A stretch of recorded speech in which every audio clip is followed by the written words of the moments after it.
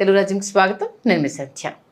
ప్రస్తుతం రాయలసీమలో రాజకీయంగా ఎవరికి వాళ్ళు అడుగులు చకచక కదుపుతున్నారా అనేసానంటే సమీకరణాలు చూస్తుంటే అది చాలా చాలా స్పష్టంగా అవును అన్న సమాధానమే వినిపిస్తుంది. తమ పట్టుని సాధించుకునేందుకు, అలాగే కులాల వారీగా తమ బలాన్ని ఇంకా స్ట్రెంథన్ చేసుకునేందుకు ఆయా కులాల మీటింగ్స్ అనేవి చాలా స్పష్టంగా మనకు కనిపిస్తున్నాయి. ఈ నేపథ్యంలో గ్రేటర్ రాయలసీమలో మొన్న మధ్య బలిజ మీటింగ్ జరిగింది. కనీవిని ఎరగని రీతిలో చాలా పెద్ద ఎత్తున ఈ మీటింగ్ని కండక్ట్ చేశారు. ఏంటి మీటింగ్ సారాంశము? ఇంత పెద్ద ఎత్తున బలిజలు ఏకతాటిపైకి రావడము ఎవరికి లాభించే అంశము, ఎవరికి నష్టం చేకూర్చే అంశం తెలుసుకునే ప్రయత్నం చేద్దాం. చరిత్రకారులు, సినీ రాజకీయ విశ్లేషకులు చిలకటి శ్రీకాంత్ గారు మనతో ఉన్నారు. ఆయన మాటల్లో. శ్రీకాంత్ గారు నమస్తే అండి. నమస్కారం సండి. కాపు బలిజ అంటే ఒక్కొక్క ప్రాంతంలో ఒక్కొక్క అది కాబట్టి ఈ మధ్య పోలరైజేషన్ అనేది చాలా స్పష్టంగా, అవేర్నెస్ అనేది చాలా క్లియర్గా కనిపిస్తుంది. మరి గ్రేటర్ రాయలసీమలో బలిజ మీటింగ్ ఏ మెసేజ్ ఇస్తుంది? ఇది ఎల్లయ్యో పుల్లయ్యో మల్లయ్యో ఈ సభా సమావేశాన్ని నిర్వహించి ఉంటే ఈ స్థాయిలో ధ్వని వినిపించేది కాదు. ఇది సాక్షాత్తు one of the richest person ఈ సామాజిక వర్గానికి చెందినటువంటి విద్యావేత్త మిద్దె శాంతిరాముడు గారు. ఆయన మెడికల్ కాలేజీలు కావచ్చు, లేకపోతే విద్యా సంస్థలు, విద్యా వ్యవస్థలు కావచ్చు, ఒక ఆడిటర్గా తన జీవితాన్ని ప్రారంభించి విద్యా సంస్థల అధినేతగా ఆయన ఎదిగినటువంటి తీరు చాలా స్ఫూర్తివంతంగా ఉంటుంది. ఆయన గురుమానకొండ అనేటటువంటి ఒక స్వగ్రామం నుంచే తన ప్రయాణాన్ని మొదలుపెట్టి ఈరోజు ఈ స్థాయికి వచ్చినటువంటి వ్యక్తి. మనకి భారత ప్రధానిగా పివి నరసింహారావు గారు ఉన్న రోజుల్లో ఆయనతో కలిసి ప్రయాణం చేసి అక్కడి నుంచి ఆయన ఏ రాజకీయ పార్టీ అధికారంలో ఉన్నా వాళ్లతో చాలా సఖ్యతగా, సామరస్యంగా ఉంటూ ఆయన విద్యా సంస్థల్ని ఆయన శిఖర సమానమైనటువంటి స్థాయికి చేర్చినటువంటి వ్యక్తి. రాయలసీమ జిల్లాల్లో ఈ సామాజిక వర్గంలో, బలిజ సామాజిక వర్గంలో పుట్టినటువంటి ఒక జాతి రత్నం అని చెప్పొచ్చు డాక్టర్ మిద్దె శాంతిరాముడు గారు. ఆయన ప్రస్థానం చాలా నిజంగా ఇందాక నేను స్ఫూర్తివంతంగా ఉంటుందని నేను ఎందుకన్నానంటే, ఆయన డాక్టర్ కావాలని ఆ ఎంట్రన్స్ టెస్ట్ రాయడానికి ఎంట్రన్స్ ఫీ కూడా లేనటువంటి పరిస్థితుల్లో, కట్టలేనటువంటి పరిస్థితుల్లో ఆయన తన దిశని మార్చుకున్నటువంటి వ్యక్తి. ఓకే.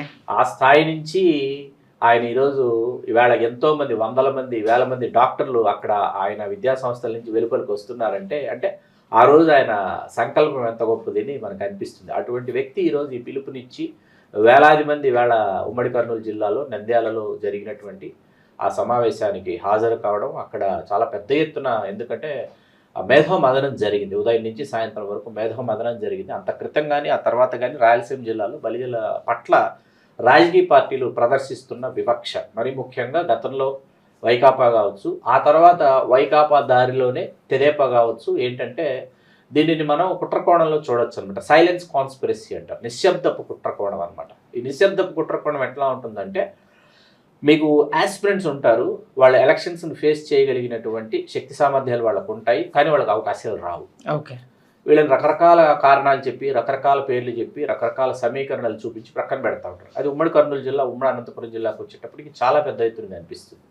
మీకు రాయలసీమలో కర్నూలు, కడప, ఈ గ్రేటర్ రాయలసీమలో నెల్లూరు, ఇవి యూనిట్గా తీసుకుంటే ఖచ్చితంగా రెడ్డి సామాజిక వర్గం యొక్క ఆధిపత్యం కనిపించదు. రెడ్డి సామాజిక వర్గం యొక్క ప్రాబల్యమో ప్రాధాన్యత లేదు అని చెప్పడం నా అభిమతం కాదు. కాకపోతే ఏంటంటే వీరితో పాటు కురుబలు ఉన్నారు, వాల్మీకులు ఉన్నారు, యాదవులు ఉన్నారు. నెల్లూరు జిల్లాకు వచ్చేటప్పుడు యాదవులు కనిపిస్తారు, ముస్లిం మైనార్టీలు ఉన్నారు. వీళ్ళతో పాటు అదే సంఖ్యలో మీకు కొన్ని నియోజకవర్గాల్లో బలిజలు కూడా ఉన్నారన్న విషయం ఇక్కడ ఎట్టి పరిస్థితుల్లో విస్మరించరాదు.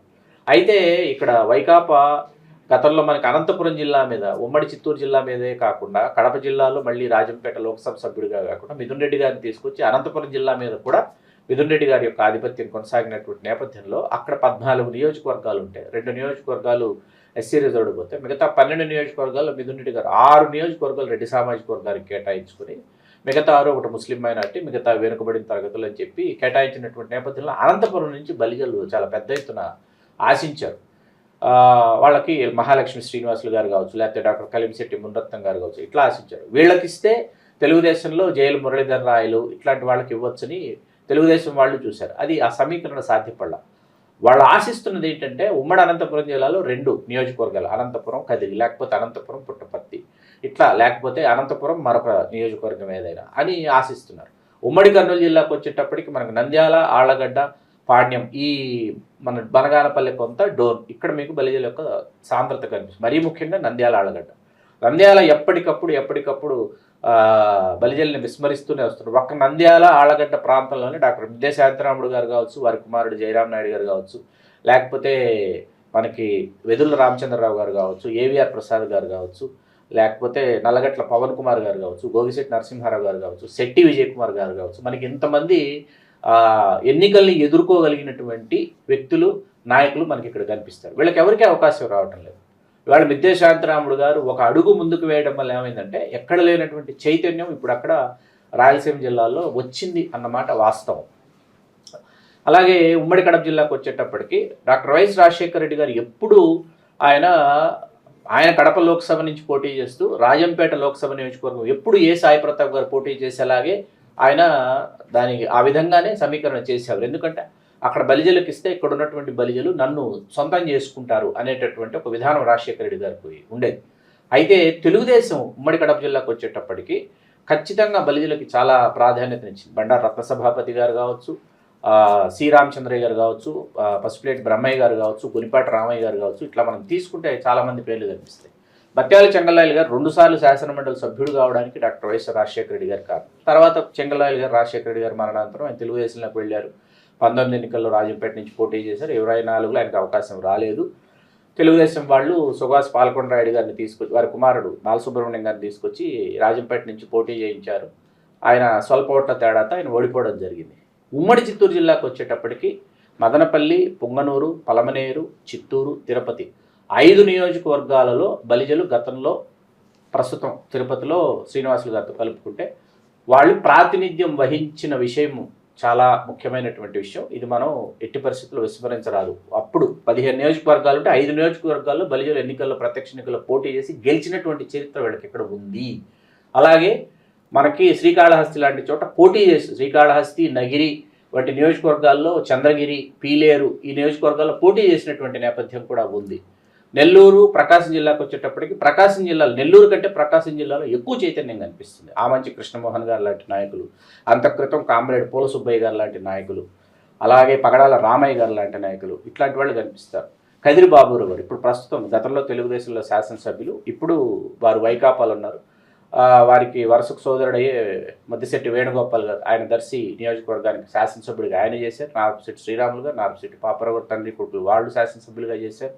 ఉమ్మడి అనంతపురం జిల్లాలో ఎన్టీ రామారావు గారి మీద ఒక దశలో పోటీ చేయడానికి కాంగ్రెస్ పార్టీలో నాయకుడే లేకపోతే మాజీ మంత్రిగా చేసినటువంటి హిందూపురం నియోజకవర్గం నుంచి పోటీ చేసినటువంటి గాజుల సోమశేఖర్ గారు నేను పోటీ చేస్తాను ఎన్టీ రామారావు గారి మీద పోటీకి వచ్చినటువంటి వ్యక్తి కూడా బలిజ కులస్తుడే అనమాట. ఇంకా యనమల కొండప్ప గారిని, బుట్నా గోపాలకృష్ణ గారిని ఇట్లాంటి మహామహనీయులందరూ రాజకీయంగా ఎంతో చైతన్యవంతమైనటువంటి పాత్ర పోషించారు. ఇందాక మనం ఉమ్మడి చిత్తూరు జిల్లా గురించి మాట్లాడుకుంటే గ్రేటర్ రాయలసీమే కాకుండా ఈ రాయలసీమ అంటే గ్రేటర్ రాయలసీమ అంటే 6 జిల్లాలు ప్రస్తుతం. ఏది రాయలసీమ, నెల్లూరు, ప్రకాశం. 1952లో మొట్టమొదటి శాసనసభ్యుడు దొడ్డా సీతారామయ్య గారు ఫ్రమ్ మదనపల్లి. 4 ఎన్నికలు సిపిఐ నాయకుడు ఆయన. 4 ఎన్నికల్లో ఆయన తలపడితే 2 ఎన్నికలు గెలుపొందినటువంటి వ్యక్తి. అట్లాగే గోరంట్ల నుంచి పూల వెంకటరమణప్ప గారు. ఇంత రాజకీయ చైతన్యం ఉన్నటువంటి ప్రాంతం. ఎంఎం రత్నం గారు, మన్నారు నాయుడుపల్లి మున్రత్నం గారు అంటారు, ఆయన పలంనేరు నుంచి. కేవీ పతి గారు, కడియాల వెంకటపతి గారు పుంగనూరు నుంచి. తిరుపతికి వచ్చేటప్పటికి కోలారామ గారు పోటీ చేసి ఓడిపోయారు. డాక్టర్ కత్తుల శ్యామల గారు, అంతరాజ్ మోహన్ గారు, చదలవాడ కృష్ణమూర్తి గారు, మన్నూరు వెంకటరమణ గారు, మెగాస్టార్ చిరంజీవి గారు, ఇంతమంది. ఇవాళ ఏ శ్రీనివాసులు గారు ఆయన కూడా ఇవాళ ప్రాతినిధ్యం వహించినటువంటి పరిస్థితి. ఎం సుగుణమ్మ గారు, వెంకటరమణ గారు అర్ధాన్ని సుగుణమ్మ గారు. ఇంత రాజకీయ చైతన్యం ఉండి ఇంతమంది నాయకులు ఇక్కడ పోటీ చేసి గెలుపొందినటువంటి నేపథ్యం ఉండి కేంద్రంలో మొట్టమొదటి సామాజిక వర్గం నుంచి ఏది తెలుగు రాష్ట్రాలు ఇవాళ విడిపడిపోయినటువంటి తెలుగు రాష్ట్రాల్లో కేంద్రంలో కేంద్ర మంత్రిగా మొట్టమొదట మీకు ఆ పదవిని అలంకరించినటువంటి వ్యక్తి రాజంపేట లోక్సభ నుంచి గెలిచినటువంటి పోతురాజు పార్థసారథి గారు. ఓకే, కేంద్రంలోనే. అట్లాగే చిత్తూరు నుంచి పోటీ చేసి గెలిచిన డికే ఆదికేశవ నాయుడు. ఇట్లా ఇంత రాజకీయ చైతన్యం ఉన్నటువంటి చోట ఇవాళ నిశ్శబ్దపు కుట్ర కోణంలో ఇవాళ రాజకీయ పార్టీలని నిస్తేజంగా స్తబ్దుగా ఈ సామాజిక వర్గాన్ని వీళ్ళు పక్కన పెడుతున్నారు అనేది అంతే వాస్తవం. మిద్దె శాంతిరాముడు గారు 2009లో ప్రజారాజ్యం పార్టీలోకి వచ్చారు. ఆయన ప్రభావవంతమైన పాత్ర పోషించాలనుకున్నారు. అయితే ఉమ్మడి కర్నూలు జిల్లాలో మాధిపత్యం కొనసాగాలని భూమా దంపతులు భావించడం, భూమా దంపతుల యొక్క ఆధిపత్యం కొనసాగనివ్వని అనేసి ఆయన కూడా వెనక్కి మళ్ళీ వెళ్ళిపోవడం మిద్దె శాంతరాముడు గారు ఆ రోజు ఆ రాజకీయాలు చూసినటువంటి వాళ్ళందరికీ ఇప్పటికీ ఇంకా గుర్తుంది. ఇప్పటికైనా రాజకీయ చైతన్యం చాలా పెద్ద ఎత్తున రాయలసీమ జిల్లాలో మరీ ముఖ్యంగా మిద్దె శాంతరాముడు గారి నాయకత్వంలో వచ్చినందుకు ఈ సామాజిక వర్గం ఇంకెంత చైతన్యంతో పరిశ్రమిస్తుందో, రేపు నియోజకవర్గాల పెంపు జరిగితే వాళ్ళు ప్రభావవంతమైన పాత్ర పోషించేటటువంటి నియోజకవర్గాలు వాళ్ళ స్థానాల్ని వాళ్ళు కాపాడుకుంటారని, ఆ స్థానాల నుంచి వాళ్ళు పోటీ చేస్తారని మనం ఆశించవచ్చు సంధి గారు. గత రాయలసీమ అంటే రెడ్ల రాజకీయం ఎక్కువగా వినిపిస్తూ ఉంటుంది, మనకు కనిపిస్తూ ఉంటుంది. మరి ఈ నేపథ్యంలో ఇప్పుడు ఈ బలిజ సామాజిక వర్గానికి సంబంధించుకోవచ్చు, ఈ చైతన్యానికి సంబంధించుకోవచ్చు, ఎంతవరకు ఫేస్ చేయగలుగుతారు? ఇప్పుడు మనం మాట్లాడుకున్నదంతా ఇందాక నేను మొదట్లోనే ఒక విషయం చెప్పాను.